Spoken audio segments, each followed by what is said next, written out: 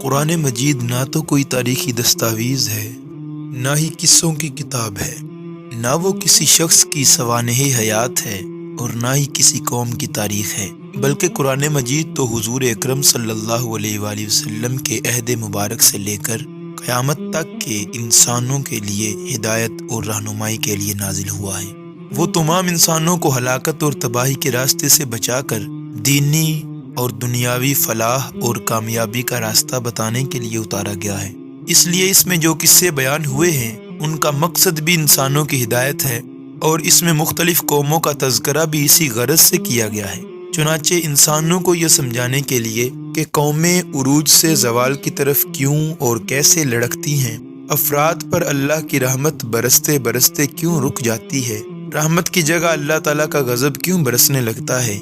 اور معزز انسان یکدم ذلیل اور مضبوط انسان یکدم دوسروں کا محتاج کس طرح بن جاتا ہے۔ قرآن مجید نے اس کے لیے جس قوم کو سب سے زیادہ بطور مثال پیش کیا ہے وہ ہے قوم یہود، جن پر اللہ تعالیٰ کی رحمت کا اندازہ اس بات سے لگایا جا سکتا ہے کہ اللہ تعالیٰ نے ان میں حضرت موسیٰ سے لے کر حضرت عیسیٰ تک ایک قول کے مطابق 70,000 اور ایک قول کے مطابق 4,000 انبیاء مبعوث فرمائے، یعنی توریت جیسی عظیم الشان کتاب، اور پھر اس کتاب کی تبلیغ کے لیے ہزاروں انبیاء کا تسلسل۔ لیکن پھر اسی قوم پر اللہ تعالیٰ کے غضب کا اندازہ اس بات سے لگائیے کہ اللہ تعالیٰ نے بیٹھے بٹھائے ان کے ہزاروں افراد کی شکلیں مسخ کر دیں اور انہیں سور اور بندر بنا کر ہلاک کر دیا، یعنی ایسا خوفناک عذاب جسے سوچ کر بھی انسان کی روح کانپ جاتی ہے۔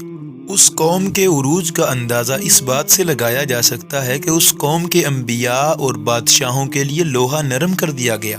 ہواؤں اور جنات تک کو مسخر کر دیا گیا، انہیں ایسی بادشاہ دی گئی جو قیامت تک کسی کو نہیں ملے گی۔ اس قوم کی پستی کا اندازہ اس بات سے لگائیے کہ اب اس پر قیامت تک کے لیے ذلت اور پستی کم ہمتی کو مسلط کر دیا گیا کہ بس دوسروں کے سہارے جیتے ہیں اور دوسروں کے آسرے پر سانس لیتے ہیں۔ یہ سب کچھ کیوں ہوا؟ وجہ صاف ہے کہ اللہ تعالیٰ کی نہ کسی سے ذاتی رشتہ داری ہے اور نہ کسی سے ذاتی دشمنی۔ یہود کی یہودیت جب تک احکام الہیہ کے تابع رہی اس وقت تک وہ اللہ تعالیٰ کی محبت اور نصرت کے مستحق رہے، لیکن جب یہودیت نے اپنا رخ بدلا اور وہ شیطانیت اور طاغوتیت کا دوسرا نام بن گئی، پھر وہی یہودی جو احباء اللہ تھے وہ مغضوب علیہم بن گئے۔ خلاصہ یہ ہوا کہ پہلے یہودیت ان عقائد اور اعمال کا نام تھا جو اللہ تعالیٰ نے بنی اسرائیل کی ہدایت کے لیے اور ان کی فلاح کامیابی کے لیے نازل فرمائے تھے۔ ایسی ہی یہودیت اختیار کرنے پر توریت میں طرح طرح کے انعامات اور دنیا و آخرت میں کامیابی کا وعدہ تھا، لیکن رفتہ رفتہ یہودیوں نے ان عقائد اور اعمال کو بھلا دیا، عقیدہ اور عمل کی ان برائیوں میں مبتلا ہو گئے جن کی وجہ سے ان کی ترقی تنزل میں، کامیابی ناکامی میں بدل گئی، اور یہودیت وہ شجرہ خبیثہ بن کر ابھری جس کی ہر شاخ اور جس کا ہر پتا اللہ تعالیٰ کے غضب اور اس کی لعنت کا سبب بن گیا۔ یعنی یہودیت ان عقائد و نظریات اور اعمال کا نام بن گئی جو شیطان نے ایجاد کیے تھے، اور یہ وہ شیطانی رسہ تھا جس میں باندھ کر شیطان انسانوں کو دوزخ کی طرف گھسیٹتا رہا اور اب تک گھسیٹ رہا ہے۔ بس یہی وجہ ہے کہ قرآن مجید میں اللہ تعالیٰ نے جگہ جگہ مسلمانوں کو یہودیوں کے امراض یعنی یہودیت سے بچنے کی تلقین فرمائی ہے، اور تو اور ان یہود و نصارہ کے ساتھ دوستی اور گہرے تعلقات رکھنے سے بھی منع فرمایا ہے، اور ساتھ ساتھ یہ تنبیہ فرمائی کہ یہود و نصارہ کی ہمیشہ یہی کوشش رہے گی کہ وہ شیطان کی بنائی ہوئی یہودیت اور نصرانیت کے امراض تم میں پھیلا دیں اور تمہیں بھی غضب الہی میں اپنا شریک بنا لیں۔ آئیے اس کے بارے میں چند قرآنی آیات پڑھتے ہیں تاکہ یہ اہم باتیں ہمارے دل و دماغ میں اچھی طرح اتر جائیں۔ قرآن کریم کی سورہ بقرہ آیت نمبر 109 میں خالق کائنات ارشاد فرماتا ہے، وَدَّ كَثِيرٌ مِّنْ أَهْلِ الْكِتَابِ لَوْ يَرُدُّونَكُم مِّن بَعْدِ إِيمَانِكُمْ كُفَّارًا حَسَدًا مِّنْ عِندِ أَنفُسِهِم مِّن بَعْدِ مَا تَبَيَّنَ لَهُمُ الْحَقُّ۔ بہت سے اہل کتاب اپنے دل کی جلن سے یہ چاہتے ہیں کہ ایمان لانے کے بعد تم کو پھر کافر بنا دے۔ ایک اور مقام پہ ارشاد فرمایا خالق کائنات نے، وَلَن تَرْضَىٰ عَنْكَ الْيَهُودُ وَلَا النَّصَارَىٰ حَتَّىٰ تَتَّبِعَ مِلَّتَهُمْ قُلْ إِنَّ هُدَى اللَّهِ هُوَ الْهُدَىٰ۔ اور تم سے نہ تو یہودی کبھی خوش ہوں گے اور نہ عیسائی، یہاں تک کہ ان کے مذہب کی پیروی اختیار کر لو۔ ان سے فرما دیجئے کہ اللہ کی ہدایت یعنی اسلام ہی ہدایت ہے۔ یہ آیت ان لوگوں کو اچھی طرح بار بار پڑھنی چاہیے جو یہود و نصارہ کو راضی کرنے کی فکر میں ہر وقت پریشان رہتے ہیں اور ان کا قرب پانے کے خواہش مند رہتے ہیں، بلکہ بہت سارے مسلمان تو ان کو اپنے مسائل کا حل کنندہ بھی سمجھ بیٹھے ہیں۔ کاش وہ لوگ بھی اس پر غور کریں جو اپنی حفاظت کا ٹھیکہ بھی یہود و نصارہ کو دے چکے ہیں۔ انہیں اچھی طرح سمجھ لینا چاہیے کہ یہود و نصارہ کبھی بھی ان کے دوست نہیں ہو سکتے۔ انہیں دوست بنانے کا بس ایک ہی طریقہ ہے کہ اس دوستی کی قیمت کے طور پر اپنے ایمان سے دستبردار ہو جائیں اور یہود و نصارہ کی طرح ملعون و مغضوب بن جائیں۔ مسلمانوں کو چاہیے کہ وہ یہود و نصارہ کے گورے رنگ اور دغاباز میٹھی زبانوں کے دھوکے میں آنے کی بجائے اپنے رب کے فرمان پر یقین رکھیں اور اسی فرمان کی روشنی میں یہود و نصارہ کو دیکھیں۔ یہ بھی یاد رکھیں کہ ماضی میں مسلمانوں کا ایک بہت بڑا طبقہ یہود و نصارہ کی دوستی کا شکار ہو کر منافقت کی تاریک کھائیوں میں جا کر اپنی دنیا اور آخرت تباہ کر چکا ہے۔ قرآن کریم میں دیکھیے، ارشاد باری تعالیٰ ہے وَقَالُوا كُونُوا هُودًا أَوْ نَصَارَىٰ تَهْتَدُوا قُلْ بَلْ مِلَّةَ إِبْرَاهِيمَ حَنِيفًا وَمَا كَانَ مِنَ الْمُشْرِكِينَ، اور یہودی اور عیسائی کہتے ہیں کہ یہودی یا عیسائی ہو جاؤ تو سیدھے رستے پر لگ جاؤ گے۔ فرما دیجئے اے محبوب، بلکہ ہم دین ابراہیم پر ہیں جو ایک اللہ کے ہو کر رہے تھے اور وہ مشرکوں میں سے نہ تھے۔ آج کے یہود و نصارہ اپنے دین کی بجائے اپنے نظام حکومت اور اپنے نظام معیشت، اپنی گندی ثقافت، اپنی گندی تہذیب کی دعوت دے کر ہمیں یہ کہہ رہے ہیں کہ اسی کو اختیار کرو تب ہی کامیابی اور ترقی پاؤ گے۔ چاہیے تو یہ تھا کہ مسلمان ان کی اس دعوت کو ٹھکرا کر اسلام کے اپنے نظام حکومت، نظام معیشت، نظام تہذیب و ثقافت کے ساتھ جڑے رہتے،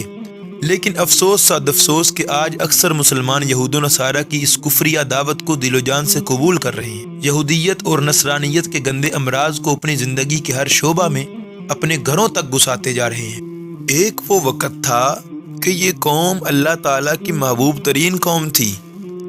جس کی ہدایت اور رہنمائی کے لیے ہزاروں انبیاء کو بھیجا گیا۔ 3 آسمانی کتابیں ان کے لیے نازل کی گئیں، دریاؤں کو پھاڑ کر چلتے پانی کے درمیان خشک راستہ ان کے لیے نکالا گیا، من و سلوہ جیسی پاک اور لذیذ غذاؤں کے ڈھیر ان کے لیے لگائے گئے، جن کی خاطر فرعون کو غرق کیا گیا۔ کئی ظالم حکمران عبرتناک انجام سے دوچار ہوئے، جن کی خاطر اللہ تعالیٰ نے آسمانوں سے لکھی ہوئی تختیاں اتاریں، ان کے نبی اور ان کے رؤساء کے ساتھ خود اللہ تعالیٰ نے ہم کلامی فرمائی، جن کے سروں پر کئی دہائیوں تک بادلوں نے سائبان کا کام کیا، جن کے کپڑے ان کے جسموں کے ساتھ بڑھتے تھے، نہ میلے ہوتے تھے نہ پھٹتے تھے، فرشتے جن کی خاطر میدانوں میں اتر کر لڑتے تھے، ان کے گمشدہ تبرکات اٹھا اٹھا کر لاتے تھے۔ کون تھے جن کے عابدوں کی دعاؤں کے لیے آسمان کے دروازے ہر وقت کھلے رہتے تھے، جن کو غلامی کے گڑھوں سے نکال کر زمین کا حکمران بنا دیا گیا؟ وہ کون تھے جنہیں ایک طویل زمانے تک تمام عالم پر فضیلت دی گئی، عروج کو ان کا مقدر ٹھہرایا گیا؟ قدرت کی مہربانیاں ان پر ایسی رہیں جو ان سے پہلے نہ کسی نے دیکھی تھی نہ سنی تھی،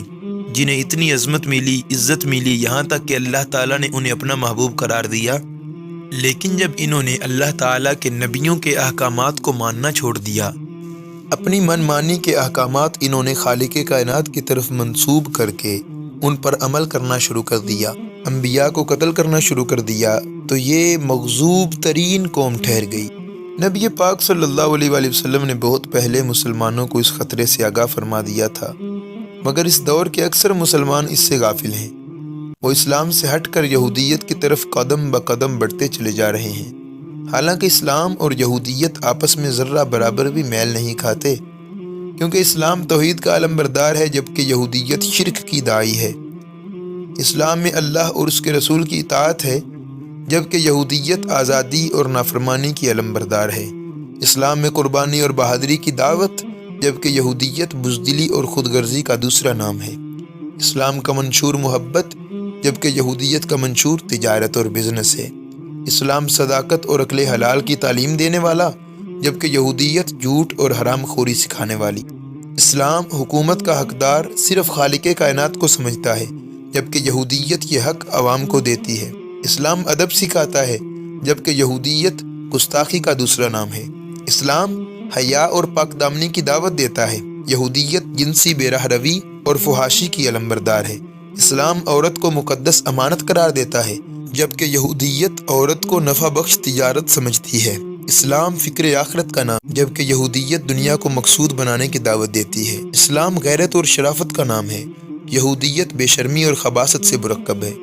خلاصہ یہ ہے کہ اسلام اور یہودیت دو بالکل الگ الگ چیزیں ہیں۔ اسلام کی اپنی بنیاد اور شاخیں ہیں، جبکہ یہودیت کی اپنی بنیاد اور شاخیں ہیں،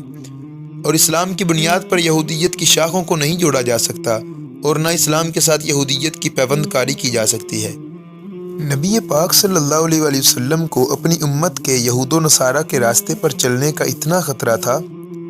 کہ آپ اپنے مرض الوفات میں بھی اپنی پیاری امت کو یہود و نصارہ کے طریقے سے بچنے کی تلقین فرماتے رہے۔ آپ جانتے تھے کہ یہود و نصارہ اگر مسلمانوں کے ساتھ رہیں گے تو وہ لازماً اپنے امراض کو مسلمانوں میں پھیلائیں گے۔ چنانچہ آپ نے سب سے پہلے مرکز اسلام مدینہ منورہ کو یہودیوں سے پاک فرمایا۔ آپ نے یہ تمنا ظاہر فرمائی کہ اگر میں کچھ دن اور زندہ رہا تو پورے جزیرۃ العرب کو یہود و نصارہ کے ناپاک وجود سے پاک کر دوں گا۔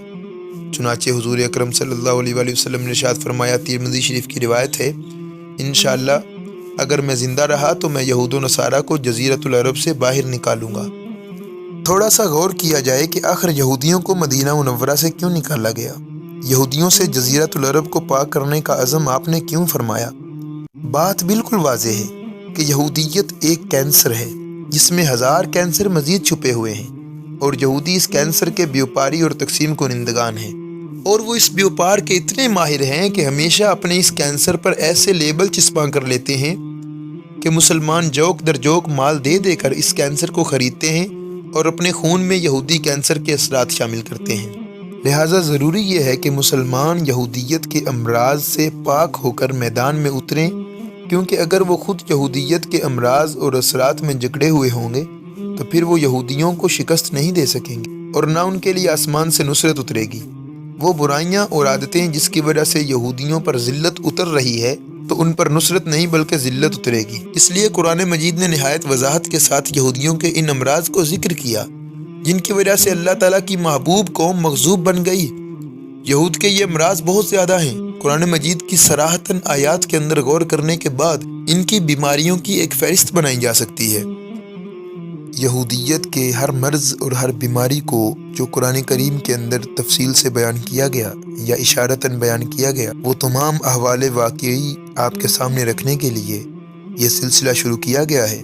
اللہ کریم حق و صداقت کو ہماری آواز بنائے۔